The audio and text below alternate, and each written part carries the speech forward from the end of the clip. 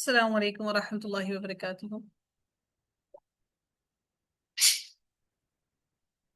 اعوذ باللہ من الشیطان الرجیم، بسم اللہ الرحمن الرحیم۔ رب اشرح لي صدری ویسر لي امری واحلل عقدۃ من لسانی یفقهوا قولی، ربنا زدنا علما اللهم فقهنا فی الدین، آمین یا رب العالمین۔ آغاز ہوتا ہے جی ہمارا رکوع نمبر 4 کا، آئیے، اور ہماری سورہ انبیاء چل رہی ہے، پارہ نمبر 17 ہے۔ اس کی تفسیر کو دیکھتے ہیں، اللہ رب العزت کیا ارشاد فرماتے ہیں، سمجھنے کی کوشش کرتے ہیں اللہ سے اس دعا کے ساتھ کہ اللہ تعالیٰ ہمارے سینوں کو کھول دے، ہمارے ذہن کی گروں کو کھول دے کہ ہم اس کو بہتر طریقے سے سمجھ سکیں اور اس کا حق ادا کر سکیں۔ اللہ تعالیٰ ارشاد فرماتے ہیں، قل من یکلؤکم باللیل والنہار من الرحمن بل ہم عن ذکر ربہم معرضون۔ آپ کہہ دیں، کون ہے جو رات کو اور دن کو تمہیں رحمان سے بچا سکتا ہے، بلکہ وہ اپنے رب کی نصیحت سے ہی منہ موڑنے والے ہیں۔ بڑی اہم بات، رب العزت نے انسانوں کی بے بسی کو ان کے سامنے رکھا ہے، جنہوں نے اللہ تعالیٰ کے سوا دوسرے معبود بنا رکھے ہیں، کہ وہ اللہ تعالیٰ کے محتاج ہیں تمام کی تمام معبود۔ اللہ تعالیٰ ان پر دن رات اپنی نعمتوں اور رحمتوں کی بارش کر رہا ہے۔ پھر اللہ تعالیٰ نے فرمایا کہ آپ کہہ دیں نبی کہ کون ہے جو تمہیں بچا سکتا ہے، یعنی یہ بتاؤ کون ہے جو تمہاری حفاظت اور نگرانی کرتا ہے رات کو جب کہ تم آرام کر رہے ہوتے، اور دن کو جب تم اپنی روزی کے حصول کے لیے ہر وقت مصروف رہتے ہو۔ کوئی ہے جو تمہاری رحمان سے حفاظت کر سکے؟ یہ رحمان ہے جو تمہاری حفاظت کر رہا ہے۔ اللہ تعالیٰ فرماتے ہیں کہ اور اگر اللہ تعالیٰ آپ کو کوئی نقصان پہنچائے تو اس کے سوا اسے دور کرنے والا کوئی نہیں، اور اگر وہ آپ سے کسی بھلائی کا ارادہ کرے تو اس کے فضل کو ہٹانے والا کوئی نہیں۔ وہ اپنے بندوں میں سے جسے چاہتا ہے فضل پہنچا دیتا ہے، اور وہ بے حد بخشنے والا اور نہایت رحم کرنے والا ہے۔ پھر رب نے فرمایا بل ہم عن ذکر ربہم معرضون، بلکہ وہ اپنے رب کی نصیحت سے ہی منہ موڑنے والے ہیں، یعنی قرآن اور اللہ تعالیٰ کی نصیحت سے وہ منہ موڑتے ہیں، اس سے وہ سبق حاصل نہیں کرتے۔ اللہ تعالیٰ نے یہ سوال کیا ہے کہ رات اور دن میں کون ہے جو تمہاری حفاظت کرتا ہے؟ کوئی ہے جو تمہیں اللہ تعالیٰ کی پکڑ اور اللہ تعالیٰ کے عذاب سے محفوظ رکھ سکے، بچا سکے؟ رب کائنات فرماتے ہیں کہ ما خلقنا السماوات والارض وما بینہما الا بالحق واجل مسمى والذین کفروا عما انذروا معرضون۔ ہم نے آسمان اور زمین اور جو ان کے درمیان ہے سب کو حق کے ساتھ ایک وقت مقررہ کے لیے پیدا کیا، اور وہ لوگ جنہوں نے کفر کیا اور اس سے منہ موڑنے والے ہیں جس سے انہیں ڈرایا گیا ہے، اگر وہ نصیحت قبول کرتے تو انہیں توفیق دے دی جاتی اور وہ یقیناً ہدایت پا جاتے۔ رب کائنات پھر فرماتے ہیں ام لہم آلہۃ تمنعہم من دوننا لا يستطيعون نصر انفسهم ولا هم منا يصحبون۔ اللہ تعالیٰ فرماتے ہیں یا ہمارے سوا ان کے معبود ہیں جو انہیں بچاتے ہیں، یا وہ تو اپنی جانوں کی مدد کرنے کی بھی طاقت نہیں رکھتے۔ یہ تو معبود انہوں نے بنا رکھے ہیں، حالانکہ ان میں تو کوئی طاقت ہے ہی نہیں۔ اور رب کائنات نے جو فرمایا بلا ہم منا یصحبون، اور نہ ہی ہماری جانب سے ان کا ساتھ دیا جاتا ہے، یعنی ہم ان کی مدد نہیں کر رہے، ہم نے ان کو کہیں نہیں بتایا کہ یہ کسی طرح سے بھی ان کی مدد، ان کو اپنا معبود بنائے، لیکن یہ وہ لوگ ہیں جنہوں نے خود سے ہی اپنے معبود بنا لیے ہیں۔ اللہ تعالیٰ نے اس لیے فرمایا، اللہ تعالیٰ نے انسان کے شعور کو جھنجھوڑا اور کہا کہ یہ جتنی بھی تمہیں مصیبتیں پہنچتی ہیں، تمہیں کوئی ایسا ہے کوئی تمہیں ان مصیبتوں سے بچا سکے؟ کوئی ہے ایسا جو تمہیں تمہاری طرف آنے والی مصیبتوں سے تمہاری طرف آنے والی مصیبتوں کو روک سکے؟ انسان تو اپنے اندر، جسم کے اندر جب ایک کانٹا چبھ جاتا ہے تو اس کانٹے کے چبھن کو بھی اپنے آپ سے دور نہیں کر سکتا۔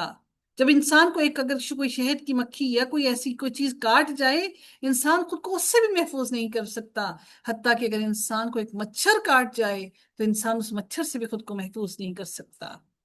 انسان اتنے سے مچھر سے مات کھا جاتا ہے، تو بڑی بڑی باتیں تو بہت بڑے بڑے نقصانات اور تکلیفیں تو بہت بڑی ہیں، یعنی ایک چھوٹے سے مچھر سے انسان مات کھا سکتا ہے، تو انسان کی وہ حیثیت صرف اور صرف اتنی ہی ہے۔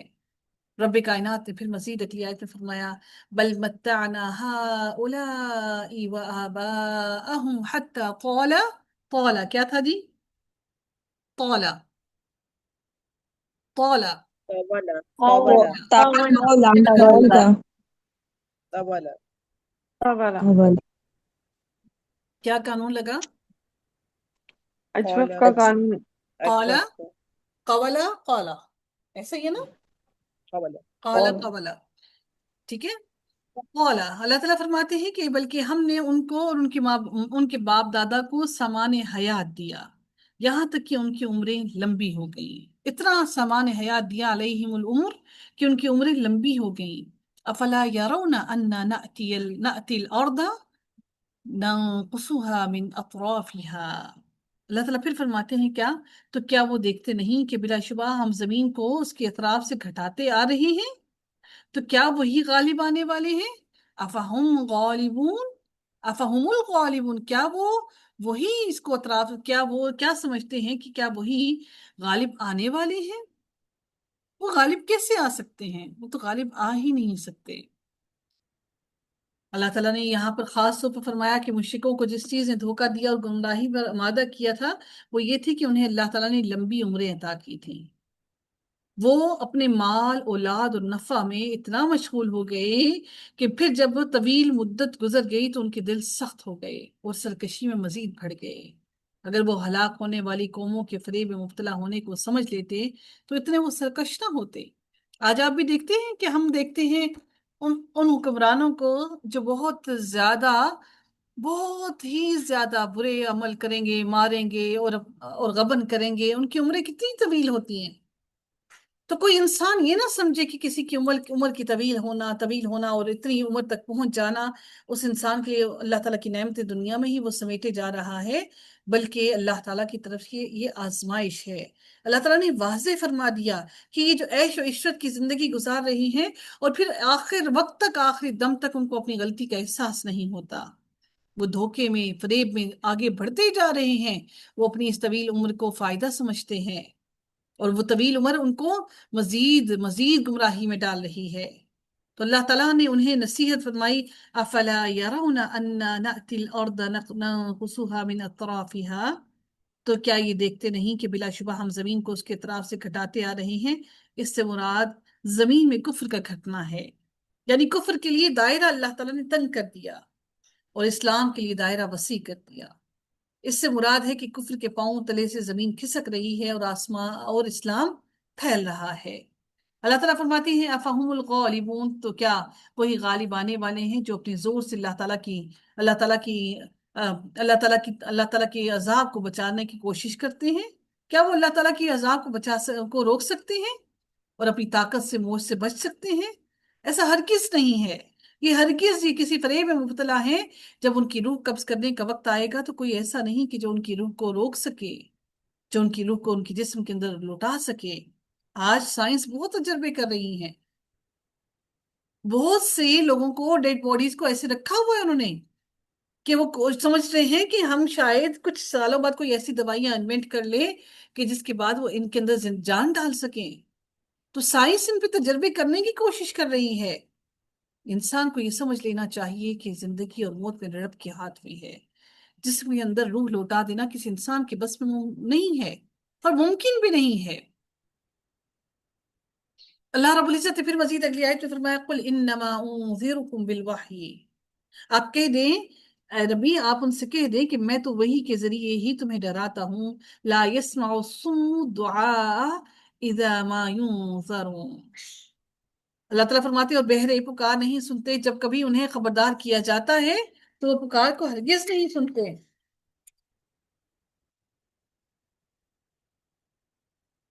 تو اللہ رب العزت نے واضح فرما دیا کہ بہرے پکار کو ہرگز نہیں سنتے۔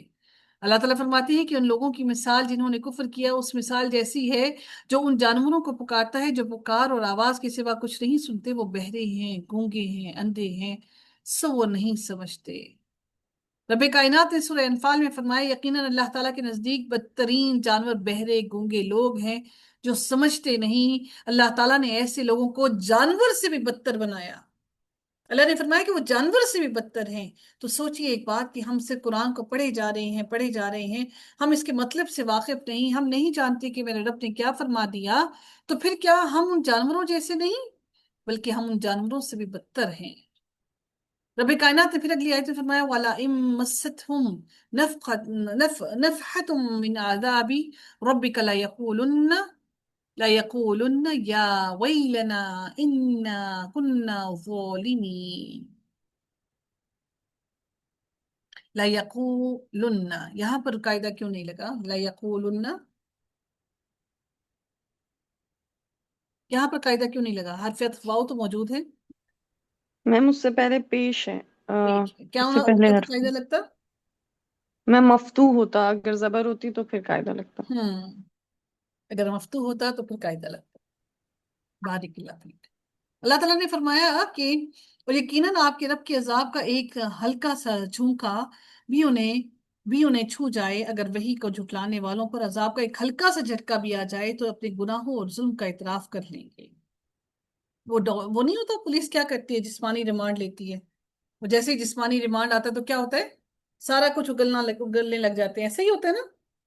تو اللہ تعالیٰ نے بھی یہی فرمایا کہ کیا فرمایا اللہ رب العزت نے؟ اللہ تعالیٰ نے فرمایا کہ اگر ہلکا سا بھی جھٹکا آ جاتا ان پر اگر میرے عذاب کا، تو یقیناً یہ سب کے سب لوگ جو ان پر جھٹکا آتا، تو اگر عذاب کا جھٹکا آتا تو یہ اپنے گناہوں اور ظلم کا اعتراف خود ہی کر لیتے. اللہ تعالیٰ نے خوب ڈھیل دے رکھی ہے، خوب ڈھیل دے رکھی ہے. پھر رب کائنات نے فرمایا وَنَدَعُ الْمَوَازِينَ الْقِسْطَ لِيَوْمِ الْقِيَامَةِ فَلَا تُظْلَمُ نَفْسٌ شَيْئًا، اور ہم قیامت کے دن انصاف کے ترازو رکھیں گے، پھر کسی جان پر کچھ بھی ظلم نہیں کیا جائے گا، اور اگر رائی کے دانے برابر بھی ہوگا تو ہم اسے لے آئیں گے، اور ہم حساب کرنے والے کافی ہیں. اللہ رب العزت نے اپنے عدل کے بارے میں آگاہ فرمایا ہے کہ قیامت کے دن وہ عدل کے ساتھ فیصلہ کرے گا. اس دن ایسے ترازو قائم کیے جائیں گے جن پر ذروں کا بھی وزن ہو سکے گا. وہ ترازو اعمال کا وزن کریں گے. ہم سمجھتے تھے شاید کوئی ایک ہی ترازو ہوگا اور ان ساروں کے وزن جو ہے وہ ساروں کے عمل کے وزن ایک ہی ترازو میں کر دیے جائیں گے. ممکن ہے. اللہ تعالیٰ نے یہاں پر کیا فرمایا؟ وَنَدَعُ الْمَوَازِينَ.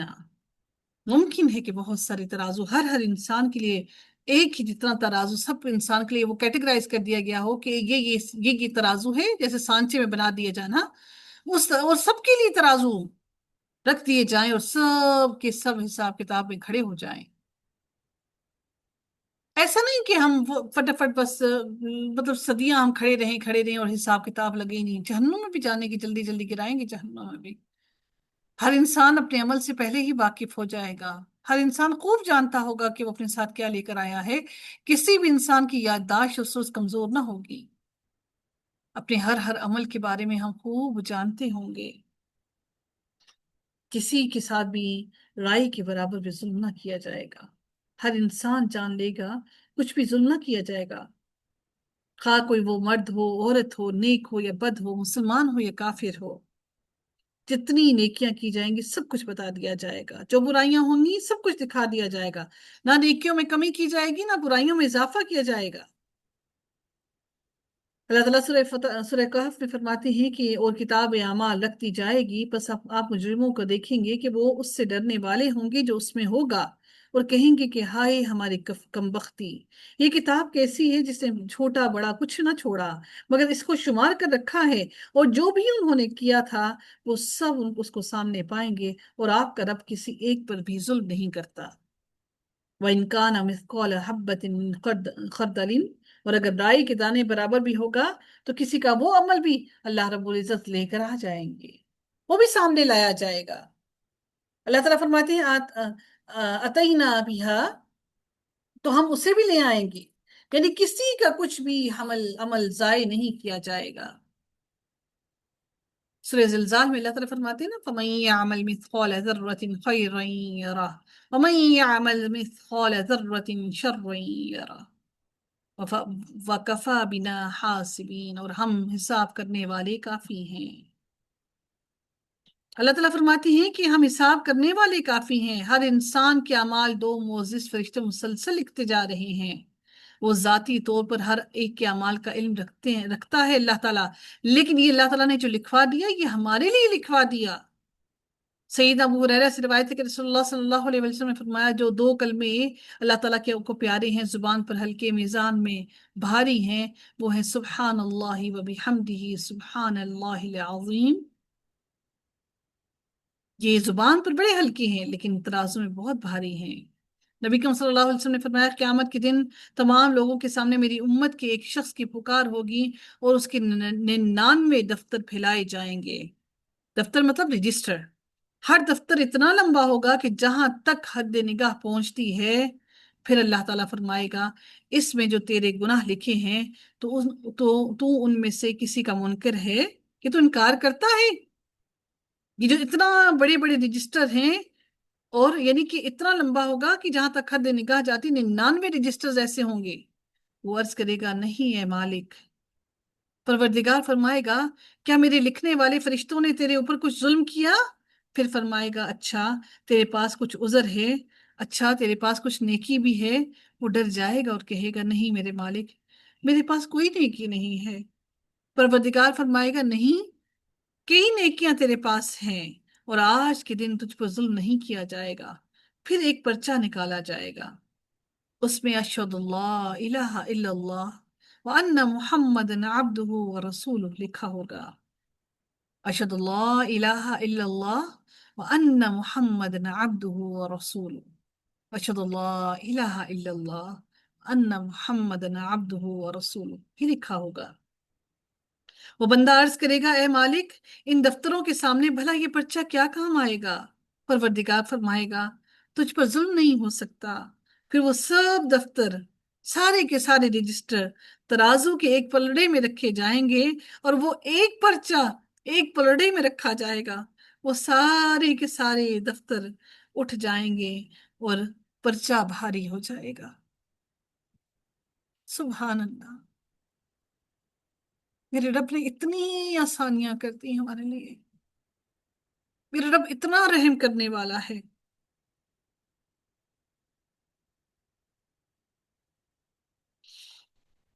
سیدہ عائشہ رضی اللہ تعالیٰ عنہا سے روایت ہے کہ ایک شخص نبی اکرم صلی اللہ علیہ وآلہ وسلم کے سامنے آ کر بیٹھا. اس نے کہا اللہ کے رسول، میرے 2 غلام ہیں جو مجھ سے جھوٹ بولتے ہیں، میرے مال میں خیانت کرتے ہیں اور میری نافرمانی کرتے ہیں.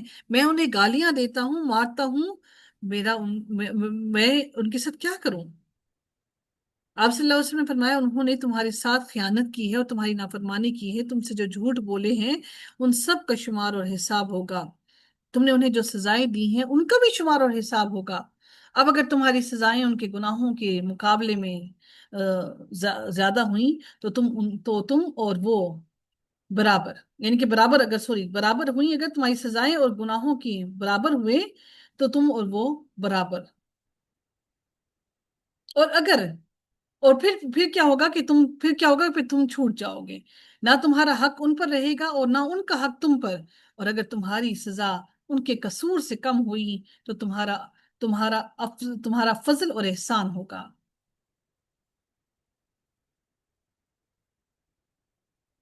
اگر تمہاری سزا ان کے قصور سے کم ہوئی اور اگر تمہاری سزا ان کے گناہوں سے زیادہ ہوئی، اگر تمہاری سزا کم ہوئی یعنی اگر ان کے قصور سے کم ہوئی، تمہاری سزا ان کے قصور سے کم ہوئی تو پھر تمہارا فضل اور احسان تمہیں اس کا اجر و ثواب دیا جائے گا. اور اگر تمہاری سزا ان کے گناہوں سے زیادہ ہوئی تو تجھ سے ان کے ساتھ زیادتی کا بدلہ لیا جائے گا. یہ سن کر وہ شخص روتا پیٹتا ہوا واپس ہوا. آپ صلی اللہ علیہ وآلہ وسلم نے فرمایا کیا تم کتاب اللہ نہیں پڑھتے؟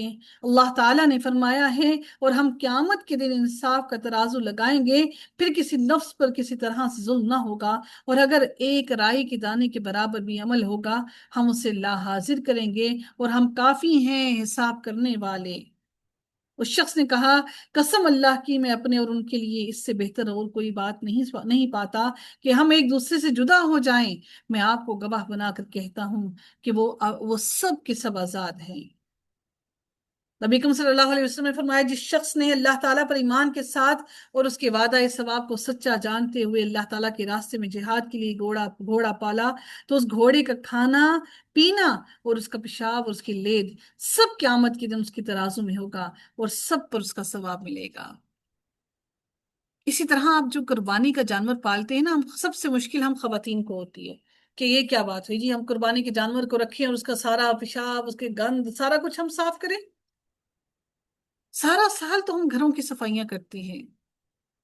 یہ صفائی تو اپنے رب کے لیے ہے اور ہمیں اسی میں دقت اور مشقت محسوس ہوتی ہے، اور اس میں افضل ہو جاتے ہیں ہمارے گھر کے مرد. جو سارا سال صفائیاں نہیں کرتے، جو سارا سال ہاتھ میں جھاڑو اور پانی کا نہیں لیتے، پانی کا مگ نہیں لیتے، وائپر نہیں لیتے، اور ان کچھ دنوں کے اندر وہ اتنی نیکیاں کما جاتے ہیں کہ ہمارے پورے سال کی مشقت کسی کام کی نہیں رہتی. کچھ اللہ کی رضا کے لیے بھی کریں. یہ جو گھر کی روز صفائیاں ہم کرتے ہیں، یہ اپنے گھر کو صاف کرنے کے لیے، وہ تو بے لوث ہے خدمت. یقیناً ہر لمحے کا آپ کو اس کا ثواب ملے گا. اب تو کوشش ہم کرتے ہیں کہ اگلے دن قربانی ہو تو رات کو جا کے جانور لے آئیں، بلکہ صبح قربانی کے ٹائم ہی جا کر لے آئیں. سیدنا ابو ہریرہ سے روایت ہے کہ نبی اکرم صلی اللہ علیہ وسلم نے فرمایا کہ قیامت کے دن بہت موٹا آدمی لایا جائے گا، لیکن اللہ تعالیٰ کے نزدیک اس کی اہمیت مچھر کے پر کے برابر بھی نہ ہوگی. یہ آیت پڑھ لو، بس ہم قیامت کے دن ان کے لیے کوئی وزن قائم نہ کریں گے. رب العزت نے فرمایا کہ یقیناً ہم نے تمہیں اس عذاب سے خبردار کر دیا ہے جو قریب ہی ہے، جس دن انسان وہ دیکھ لے گا جو اس کے ہاتھوں نے آگے بھیجا، اور کافر کہے گا کہ اے کاش کہ میں مٹی ہوتا، اے کاش کہ میں مٹی ہوتا، اے کاش کہ مجھے واپس اٹھایا ہی نہ جاتا. وَلَقَدْ آتَيْنَا مُوسَى وَهَارُونَ الْفُرْقَانَ وَضِيَاءً وَذِكْرًا لِلْمُتَّقِينَ. اور بلا شبہ یقیناً ہم نے موسیٰ اور ہارون کو متقیوں کے لیے فرقان اور روشنی اور ذکر عطا کیا. یقین جانیے کہ ہدایت صرف متقی لوگوں کو ملتی ہے. قرآن سے ہدایت ہر کوئی حاصل نہیں کر سکتا. ہم تو آج تک اپنے کپڑوں کو نہیں چھپا سکے. ہم تو ابھی کپڑوں کو دکھانا چاہتے ہیں. صرف منہ ڈھانپ لینا کافی نہیں ہوتا کہ بس سمجھا کہ منہ ڈھانپ لیا. کیا آپ کا پہننا اوڑھنا یہ آپ کی زیب و زینت نہیں ہے؟ عبایا کیوں پہنا جاتا ہے؟ کہ آپ اپنی زیب و زینت کو چھپائیں؟ بدقسمتی سے خواتین یہ سمجھتی ہیں کہ ہم نے صرف اگر منہ کو ڈھانپ لیا تو بس کافی ہے. سینے کھلے ہوئے منہ پر سکارف کر کے منہ کو ڈھانپ لیا ہی کافی ہے. زیب و زینت صرف منہ نہیں ہے. کیا باقی جسم کا حصہ، آپ کا پورا جسم جو ہے وہ زیب و زینت میں شامل نہیں ہے؟ اللہ تعالیٰ نے فرما دیا کہ متقی لوگ ہی، صرف موسیٰ علیہ السلام کے لیے نہیں بلکہ قرآن سے بھی صرف متقی لوگ ہی ہدایت حاصل کرتے ہیں. پہلے دلوں کو اس کی طرف لے کر تو آئیں. الذین یخشون ربهم بالغیب وهم من الساعة مشفقون. وہ لوگ جو بن دیکھے اپنے رب کو خوف رکھتے ہیں اور وہی قیامت سے ڈرنے والے ہیں. وہی ہیں جو اللہ تعالیٰ سے ڈرنے والے ہیں. سوچئے کہ اس سارے کے سارے کورس کے دوران کیا ہمارے دلوں میں کہیں تقویٰ آیا؟ ابھی تک آدھے سے زائد تم قرآن پڑھ چکے ہیں، ابھی تک دلوں میں تقویٰ نہیں اترا. وَهَذَا ذِكْرٌ مُبَارَكٌ أَنزَلْنَاهُ أَفَأَنْتُمْ لَهُ مُنْكِرُونَ. اور یہ بڑا بابرکت ذکر ہے، ہم نے اسے نازل کیا ہے، تو کیا تم اس کے منکر ہو؟ یعنی اس قرآن کی باتوں کے منکر ہو، اس کی ہدایت کی باتوں کے منکر ہو. ہم نے تو ہر چیز کو، ہم نے ہر چیز کو واضح کھول کر بیان کر دیا، تو پھر تم ابھی بھی قرآن کی آیتوں کے منکر ہو. اللہ رب العزت سے دعا ہے کہ رب کائنات ہم سب کو عمل کی توفیق عطا فرمائے اور ہم سب کے اعمال کو قبول فرمائے. اللہ رب العزت ہم سب سے راضی ہو جائے. وآخر دعوانا الحمد للہ رب العالمین. صلی اللہ تعالی علی خیرہ خلقہ اجمعین برحمتک یا ارحم الراحمین. سبحانک اللہم و بحمدک نشہد ان لا الہ الا انت نستغفرک ونتوب الیک. السلام علیکم ورحمۃ اللہ وبرکاتہ.